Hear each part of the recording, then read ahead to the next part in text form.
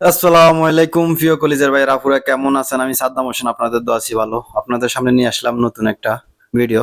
আসলে আমরা এতদিন ভিডিও দিছি আপনাদের সামনে, আমরা কিভাবে ঘরের কাজ করি বা নিচে থেকে কিভাবে ঘরগুলা তৈরি কমপ্লিট করার পরে ঘরের এই যে জানালা দরজা কিভাবে লাগায়, আজকে সেই ভিডিওটা আপনাদের সামনে তুলে ধরলাম।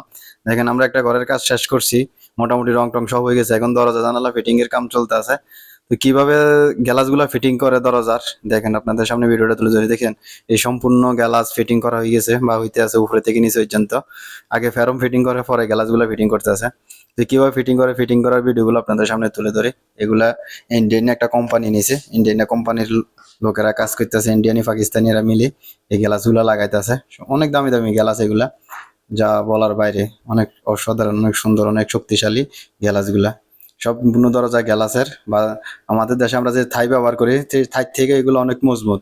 এগুলো থাই না, থাই থেকে বেটা যেটা এটাই। তো কিভাবে কাজ করে, কাজের ভিডিওগুলো আপনাদের সামনে তুলে ধরে। দেখেন দরজাগুলো কি, এটা হচ্ছে একটা দরজা, মানে গ্যালাসের ভিতরে দরজা থাকবো। এই দরজার ফেরম ফিটিং করতেছে, গ্যালাস এখনো আনেনি, গ্যালাস ফিটিং করবে এখন, ফেরম ফিটিং করে রাখতেছে, দোনো সাইডে গ্যালাস ফিটিং করা হয়ে গেছে। তো আসলে আমরা কিভাবে কাজ করি বিদেশে, কাজের ভিডিওগুলো আপনাদের সামনে তুলে ধরি। ভিডিওগুলো যদি ভালো লাগে ভিডিওগুলো শেয়ার করে দিবেন, সাদ্দাম হোসেন ফেস্টি ফলো দিয়ে রাখবেন এরকম নতুন নতুন ভিডিও পাওয়ার জন্য। ভাই, আপনাদের ভালোবাসায় ভিডিওগুলো করতে ইচ্ছে জাগে। আমরা কিভাবে কাজ করি, কাজের সিস্টেমটা আপনাদের সামনে তুলে ধরি, বিদেশের কাজের কোয়ালিটিটা।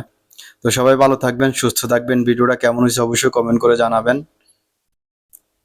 সবাই ভালো থাকবেন, নিজের প্রতি খেয়াল রাখবেন। ধন্যবাদ।